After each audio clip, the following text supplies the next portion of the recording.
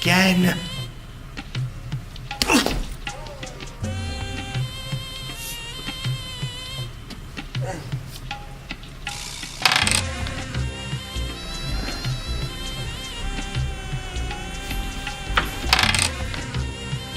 Yay, I get to play again.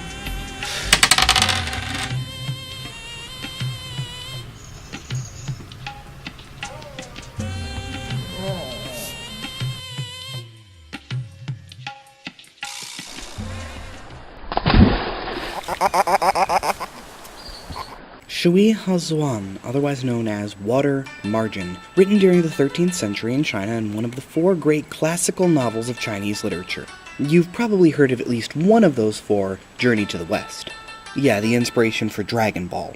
This story stands along that work in an elite group. This one tells the story of a band of 108 outlaws who gathered together at a great mountain to stand against the corrupt government. After defeating the government's army, they are granted amnesty and go on to protect the land from foreign invaders. This story is the basis for today's game, the original Suikoden for the PlayStation 1.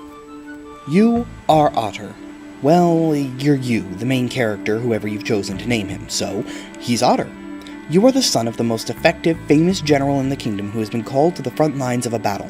While he goes off to war, we begin to serve in the royal court. On our first day out, we have to forcibly go collect a debt from a village. While fighting your way up the mountainside to defeat the bandits who have stolen the debt from the village, your best friend is forced to show an immense power that is nothing like you've ever seen in the game up until this point. Sure, some characters have done special attacks or a unified attack between 2 people. This twists the fabric of reality and erases a boss you couldn't even damage. Upon our return to the city triumphant, the Emperor declares Ted to be a traitor to the city, trying to steal his magic rune. We refuse to turn our friend in, thus we are traitors to the Emperor too.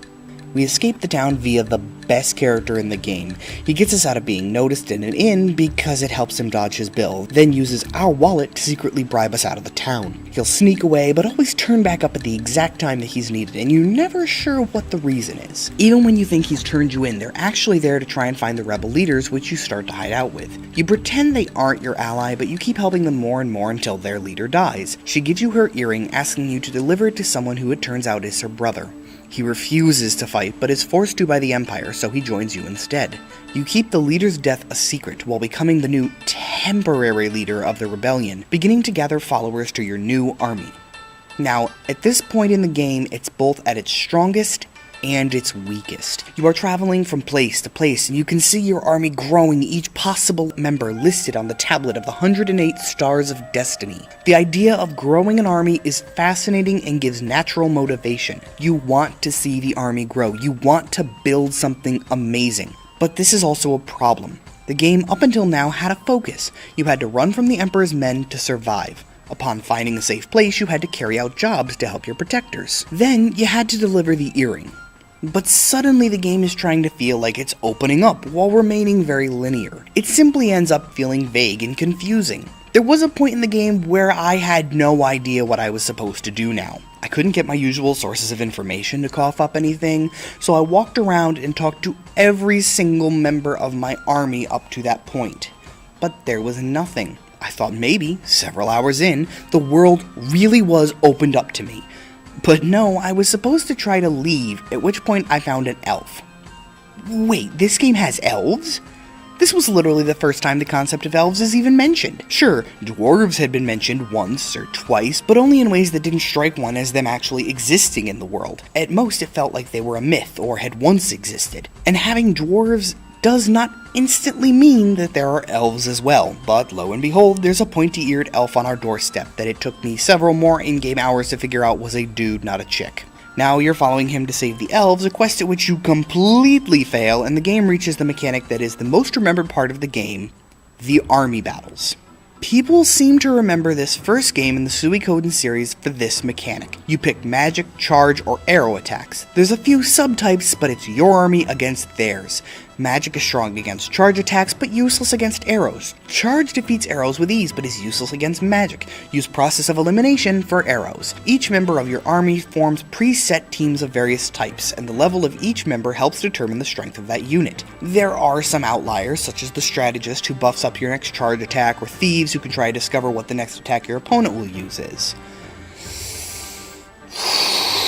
This army battle is the penultimate straw upon the camel's back.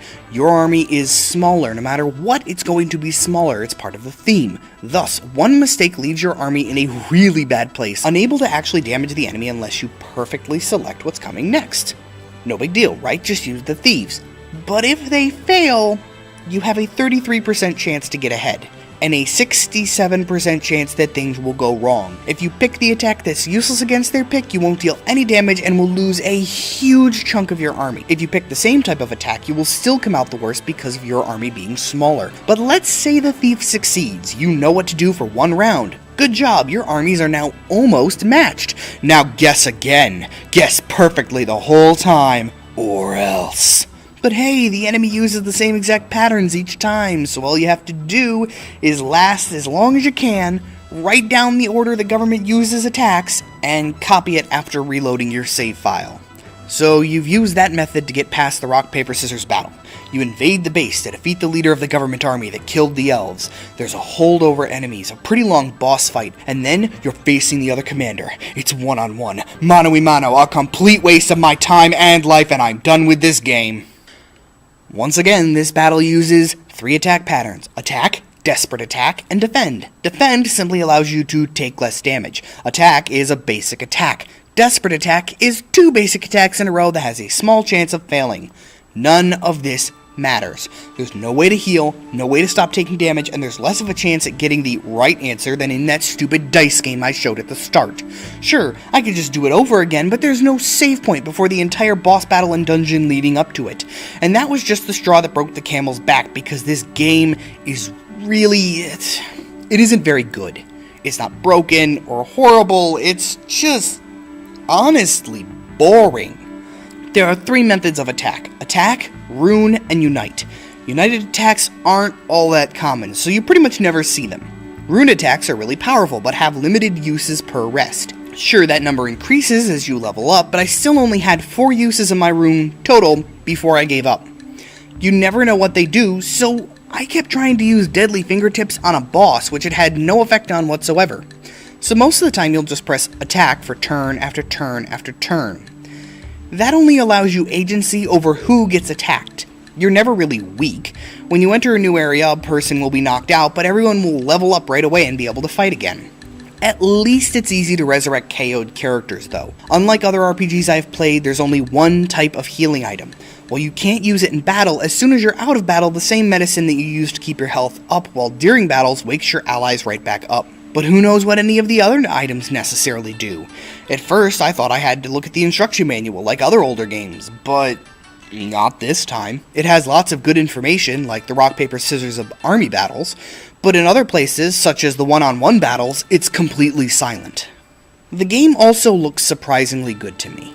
I've messed around with RPG Maker before, and I've even participated in 2 of the summer Make a Game in a Month challenges. No, I'm not about to share those games, they were bad.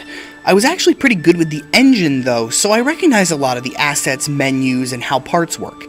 That those assets are still being used to create games to this day is a testament to stylistic simplicity.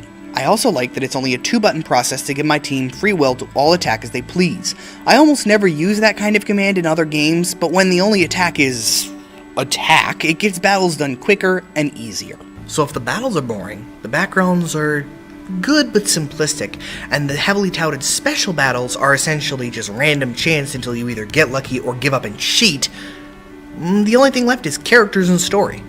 Those really kind of fall flat. The story doesn't follow the classic water margin enough to truly have deep or interesting storylines. They try to give us choices on how to interact with the story. We can be a jerk and scare sleeping friends or interrupt our servant while he's cooking. We can sacrifice others willingly or try to save them. This has 2 problems though. The first is that these choices are the only chances we have to interact, and they're not frequent enough to actually give us a character. Our protagonist is characterized to not be us, but we're also supposed to identify as him and be interested. The other issue is that most of these choices don't actually matter. For example, there's a scene where we meet an untrustworthy character who invites us into his house and gives us tea. I don't want to drink it, are you kidding me? That's the most cliche, ridiculous idea. Don't accept unsealed drinks from strangers you didn't watch them make every step of the way and that they're not drinking too. But I'm not actually allowed to not drink the tea, even though I'm given a choice. I have to send my army whether I feel the army is ready for battle or not. Why are you giving me choices and then emphasizing that I don't actually have a choice? The other characters have very cliched and basic characterization. The betrayer who redeems himself to save the hero because he really did want to do good, the wise mentor who despises war, the strongman who goes out in his immense sword and pecs. They aren't deep characters even at the time the game was released. So was this game bad? Well, no. I really did enjoy some of my time with it. What this game is boring. There wasn't anything bad enough to stop playing before the random chance entered the game. I almost kept going through even with that, but the boredom had just gotten to me. I think there's definitely some interesting ideas, and if they're better expanded upon in its sequels, then I'm very excited. As it stands, if you love old RPGs, then this might be worth checking out. Overall, though, it's just too repetitive and chance-based to be worth recommending.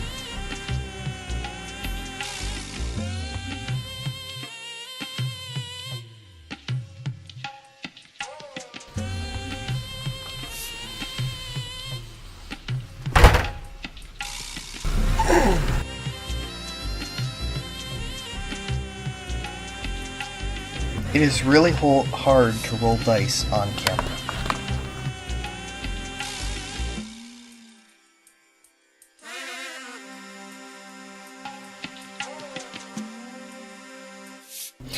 Now what I can do is go to Walmart, buy a pot, and put it on my own head.